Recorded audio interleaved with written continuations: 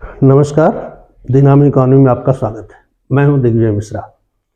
आज के इस वीडियो में हम चर्चा करेंगे यूजीसी नेट का एक क्वेश्चन है, उसको सॉल्व करेंगे जो मार्जिनल कॉस्ट के विषय में है कि कॉस्ट फंक्शन से मार्जिनल कॉस्ट फंक्शन और मार्जिनल कॉस्ट का कैलकुलेशन कैसे किया जाता है। तो क्वेश्चन ये है, total cost function of A firm is C is equal to 1/10 Q to the power 3 minus 3Q square plus 50Q plus 300, where C is total cost, Q is output. Then marginal cost at Q is equal to 10 is, option है, पहला option है 20, दूसरा है 10, तीसरा है 30 और चौथा है 50। यानी कि किसी फर्म का कुल लागत फलन ये दिया हुआ है, C बराबर 1/10 Q की घात 3 माइनस 3 Q की घात 2 प्लस 50Q प्लस 300, जहां C कुल लागत है और Q उत्पादन है। तो Q बराबर 10 पर मार्जिनल कॉस्ट क्या होगा? इसका पहला ऑप्शन है 20, दूसरा है 10, तीसरा है 30 और चौथा है 50। इसी को हम सॉल्व करेंगे। तो सोल्यूशन में मार्जिनल कॉस्ट जो होती है वो डिफाइन की जाती है कि उत्पादन की मात्रा में 1 यूनिट की वृद्धि करने पर कुल लागत में जो चेंज होता है, जो परिवर्तन होता है, उसे मार्जिनल कॉस्ट कहा जाता है। इसको सिंबॉलिक रूप में इस तरह से लिखा जाता है, delta C upon delta Q, यानी change in total cost divided by change in total output. इसी को हम कैलकुलस जब यूज करते हैं तो इस तरह से लिखते हैं, DC बाई ड्यू की, यानी differentiation of cost function with respect to Q, यानी उत्पादन के सापेक्ष लागत फलन का डिफरेंशिएशन। तो अगर हम लागत फलन को डिफरेंशिएट कर दें Q के रिस्पेक्ट में तो हमें मार्जिनल कॉस्ट मिल जाती है। तो यहां पर अब हम C की जगह पर हमने ये लिख दिया है, इस पूरे फलन को हमें Q के रिस्पेक्ट में डिफरेंशिएट करना है। ये टोटल कॉस्ट फंक्शन हमको क्वेश्चन में ही दिया गया है, इस तरह से हमने इसको लिख दिया है। फिर अब हमने इसको सिंप्लीफाई कर दिया है कि मार्जिनल कॉस्ट बराबर जो होगी, पहले हम इसको डिफरेंशिएट करेंगे, इसको डिफरेंशिएट करेंगे, इसको डिफरेंशिएट करेंगे और इसको डिफरेंशिएट करेंगे। तो इस तरह से हमारा जो पहला टर्म आ रहा है, differentiation of 1/10 Q to power 3 with respect to output. दूसरा टर्म हमारा आ रहा है डिफरेंशिएशन ऑफ 3Q स्क्वायर, तीसरा आ रहा है डिफरेंशिएशन ऑफ 50Q और चौथा आ रहा है differentiation of 300। Differentiation of all these with respect to Q, यानी उत्पादन के सापेक्ष इनका हम डिफरेंशिएशन कर रहे हैं। इनको डिफरेंशिएट करने के लिए हमें जो फार्मूला लगाना पड़ेगा वो बहुत सिंपल सा फार्मूला होता है डिफरेंशिएशन का। जैसे कोई फंक्शन है y is equal to x to the power n।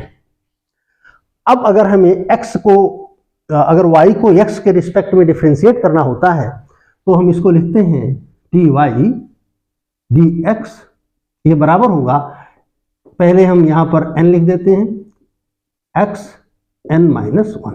ये बहुत सिंपल सा फार्मूला है इस प्रकार के फंक्शन को डिफरेंशिएट करने के लिए। और यहां चूंकि हमारे जितने टर्म है कॉस्ट फंक्शन के वो सब इसी तरह से हैं। यहां देखिए हमने x पावर n लिखा है, यहां पर Q टू द पावर 3 है, यानी x की जगह यहां पर Q हो गया है, n की जगह यहां 3 हो गया।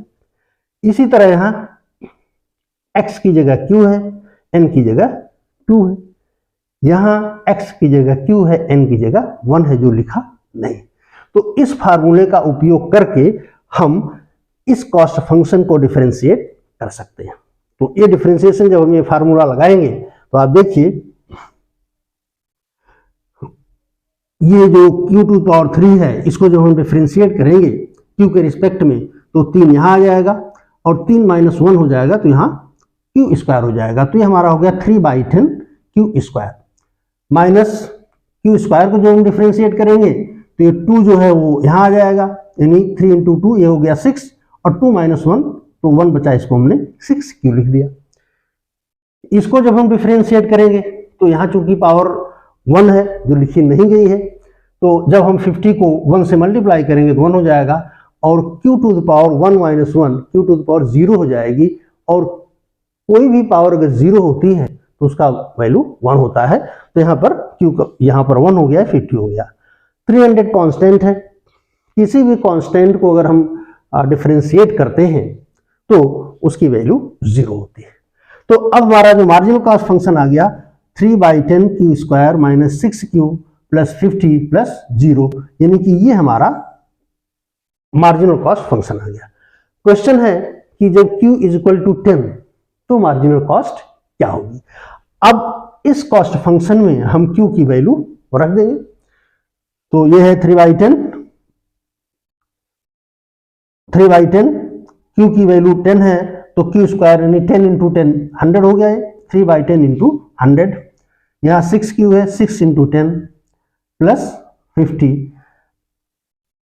अब इसको हम सिंप्लीफाई करें तो ये देखिए ये कट गया तो हो गया 30, ये हो गया आपका, ये हो गया 30, ये हो गया माइनस 60, ये हो गया प्लस 50।